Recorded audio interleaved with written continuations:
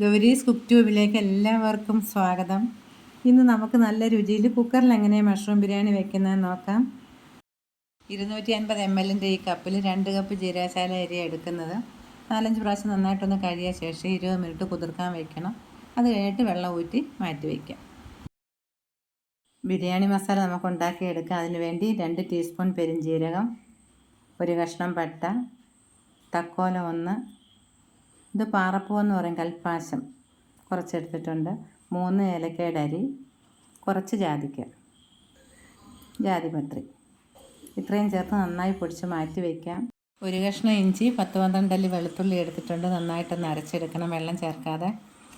200 gram വീതമുള്ള 2 ബോക്സിലെ button mushroom നമ്മൾ എടുത്തിട്ടുള്ളത്. 2 സവാള, 1 ടൊമാറ്റോ, 4 ടേബിൾ സ്പൂൺ വെളിച്ചെണ്ണ ഒഴിക്കുന്നത്. കൂടെ തന്നെ 3/4 ടേബിൾ സ്പൂൺ അളവിൽ നെയ്യും കൂടെ ചേർക്കാം.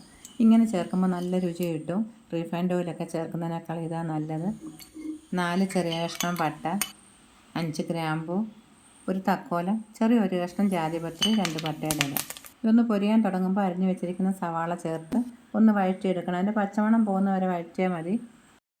5 പച്ചമുളക് ചെറുതായിട്ടൊന്ന് പിളർത്തിയിട്ടുണ്ട്. കൂടെ തന്നെ നമ്മൾ 1 ടൊമാറ്റോ അരിഞ്ഞും കൂടി ചേർത്ത് ഒന്ന് വാടാൻ തുടങ്ങുമ്പോൾ വെളുത്തുള്ളി ഇഞ്ചി പേസ്റ്റ് ചേർക്കാം. ഇഞ്ചി വെളുത്തുള്ളി പേസ്റ്റ് ഓരോ ടേബിൾ സ്പൂൺ അളവിലുണ്ടായിരുന്നാൽ മതി, ഒട്ടും കൂടുതൽ വേണ്ട. കുക്കറിൽ വെച്ച് ബിരിയാണി ഉണ്ടാക്കുമ്പോൾ എപ്പോഴും വലിയ കുക്കർ തന്നെ എടുക്കണേ. 400 ഗ്രാം അരി എടുത്തിട്ടുണ്ടായിരുന്നു, അത്രയും തന്നെ മഷ്റൂമും എടുത്തിട്ടുണ്ട്. നല്ലപോലെ കഴുകിയ ശേഷം 2ആയിട്ട് പിളർത്തി എടുത്തിട്ടുള്ളത്.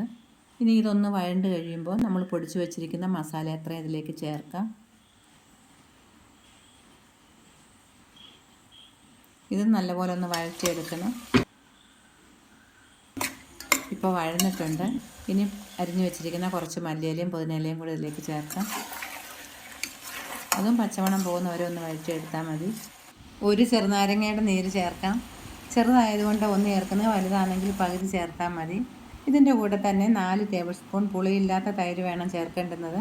പുളി ഒരുപാടായാൽ നമുക്ക് ബിരിയാണി കഴിക്കാൻ പറ്റത്തില്ല. 2 ടീസ്പൂൺ ഉപ്പുപൊടിയും കൂടെ ചേർത്ത് ഇളക്കിയ ശേഷം ഈ മസാലയൊക്കെ ഒന്ന് നന്നായിട്ട് പിടിക്കുന്നതിന് വേണ്ടി 5 മിനിറ്റ് മീഡിയം ഫ്ലെയിമിൽ വെച്ച് ഒന്ന് അടച്ച് വേവിച്ചെടുക്കാം. വെയിറ്റ് ഒന്നും വെക്കേണ്ട.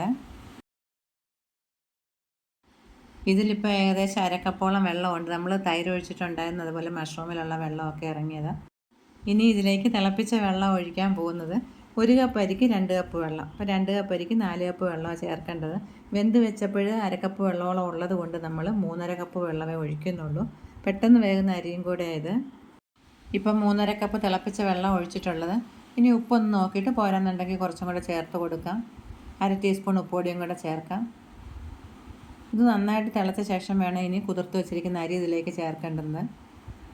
എപ്പോഴും ഉപ്പ് ചേർക്കുമ്പോൾ കുറച്ച് മുന്നോട്ട് നിൽക്കണം, അപ്പോഴേ ബിരിയാണി വേകുമ്പോൾ അതിൻ്റെ പാകത്തിന് ഉപ്പ് ഉണ്ടായിരിക്കുകയുള്ളൂ, ഒരുപാട് ആവരുത്.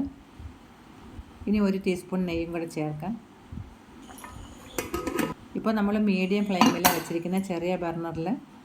മീഡിയം ഫ്ലെയിമിൽ തന്നെ 1 വിസിൽ വന്നത് ഓഫ് ചെയ്യാം. പ്രഷറൊക്കെ പോയ ശേഷം മാത്രം തുറക്കണം, ഇടയ്ക്ക് തുറന്ന് നോക്കരുത്. ബിരിയാണി നല്ല പാകത്തിന് വെന്തിട്ടുള്ളത്, സോഫ്റ്റായിട്ടുള്ള ബിരിയാണി ആയത്.